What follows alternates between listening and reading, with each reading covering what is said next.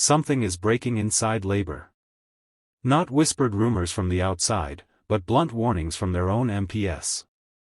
After a bruising reshuffle, the cracks are widening and the stakes couldn't be higher.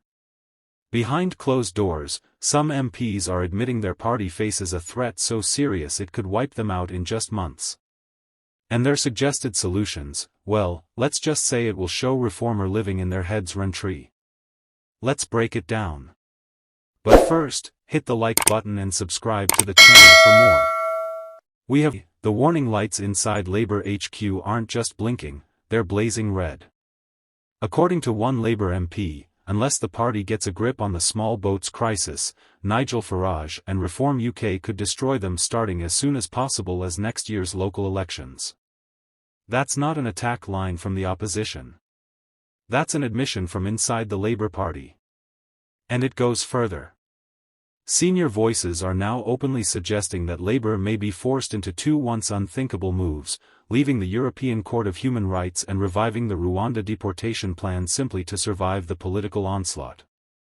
Let's call this what it is, a moment of acute internal crisis, made worse by the turbulence of a recent reshuffle that has already stretched party cohesion. Reshuffles are meant to steady the ship. Instead, what we're seeing feels like the hull creaking. Listen to the diagnosis from inside their own ranks. One Labour MP says the party is approaching policy the wrong way around. Instead of defining the objective and then making the legal framework work toward that end, the party is taking the framework as the starting point and making incremental changes. And the result, in their own words, it means voters see us as defenders of the status quo. That's devastating because defender of the status quo is the one label you cannot wear when the electorate is demanding change. If you accept that label, even passively, you become the establishment by default. And when the public mood wants disruption, the party that looks safest on paper, becomes the party that feels most out of touch in practice. Now, layer on the electoral threat, the warning is explicit. Reform UK could take Labour apart at the local level next year if the small boats issue isn't decisively handled. That's not just about seats or councils. It's about momentum, narrative, and the sense of a party losing control of events. Local elections are where stories are written about national competence. If Labour bleeds credibility there, it echoes.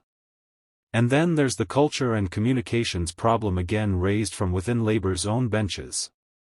Another MP laments that the Prime Minister doesn't connect and goes as far as saying they wish he were more like Mr. Farage, not on policy, on relatability. The MP points to reach and cultural presence. Mr. Farage has more followers on TikTok than all other MPs combined. The message is clear. Politics may not be entertainment. But in a saturated media environment, the ability to hold attention is the price of entry. If you can't connect, you can't persuade. And you'll always be reacting to someone who can. Put these threads together and you see why the talk inside Labour is turning to options that were previously off the table, leaving the ECR, reviving Rwanda. This isn't a casual brainstorm. It's the sound of a party feeling cornered. The calculation being whispered is brutally simple. If the legal and institutional architecture is perceived rightly or wrongly as blocking outcomes the public demands, then the architecture, not the outcome, will take the blame. And if Labour is seen as prioritizing the framework over the result, it pays the political price. But let's be precise about the politics. The internal critique isn't merely go harder. It's decide the objective and then align everything to deliver it. Right now, the perception again from Labour MPs themselves is that the party is nibbling around the edges, chasing incrementalism while the public is demanding resolution on an issue as emotionally charged as illegal migration and small boats. Incrementalism reads as drift. This is where the reshuffle matters. Rehuffles create winners and losers. They also create uncertainty. Ideally, a reshuffle clarifies direction and empowers messengers who can carry it.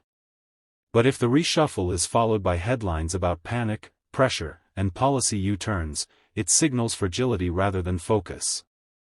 Inside the party machine, that translates into hesitation. Officials waiting to see which line prevails before committing to it. Outside the machine, voters smell it as doubt. So what are the pathways Labour's own MPs are sketching? First pathway, assert a clear end state, stop the boats and align every lever of government to that aim. That's the objective first framework second approach they're calling for. In that model, treaties, courts, and processes are tools to be worked through, not starting gates that decide the race.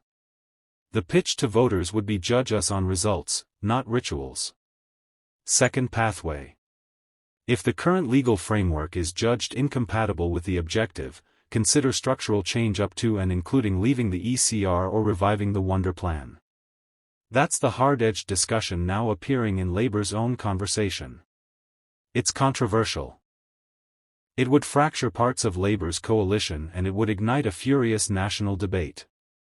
But the argument from those MPs is that the alternative is political annihilation at the hands of Reform's clarity and Farage's communication power. Third pathway, fix the connection deficit. The critique about relatability isn't a side note. It's central. You can have a policy, even a tough one, but if the messenger doesn't land it, you lose the argument before it starts. The line politics is not entertainment is true and incomplete. Politics is storytelling about power. Who has it? Who misused it? And who will wield it on your behalf? In that arena, presence matters. If Farage dominates the feeds, he frames the debate. If Labour's front line doesn't compete there, they're playing catch-up on every platform every day. Back to the original alarm bell. Reform will destroy us. That sentiment voiced by Labour MPs, not their critics, reveals a party confronting two brutal truths. First, that perception can harden faster than policy can be designed. And second, that internal hesitation, especially after a reshuffle, reads externally as weakness. When voters sense a wobble, they go looking for decisiveness elsewhere. So, what happens next? If Labour embraces the objective first model, expect sharper, bolder framing. This is what we will do. This is how we will do it, and this is when you'll see it. If Labour can deliver early visible markers of progress, they start to peel away the status quo label that their own MP says is killing them. If they can't, or if process once again becomes the headline, then the pressure will intensify for a more radical pivot, including those two hard options: ECHR exit talk and a Rwanda relaunch. And hovering over all of it is the Farage factor, the ability to command attention, set the frame, and convert frustration into votes. If Labour doesn't solve both the policy problem and the communications problem, they won't just lose an argument, they'll lose the initiative. The local elections will be the first scoreboard. If the internal warnings prove accurate, that scoreboard could get ugly. Final point, none of this requires melodrama. It requires decisions. Labour's MPs have told you the diagnosis in their own words. Stop defending the status quo. Set the objective and align everything to deliver it before Reform writes the story for you. After a bruising reshuffle, the party can't afford another round of drift. Either Labour defines the next chapter or the next chapter defines Labour. What are your thoughts on what we discussed in today's video? Let me know down in the comments section below. If you've not yet already, make sure you do drop a like on this video and subscribe to the channel for more British content. Thank you. Take care. Goodbye.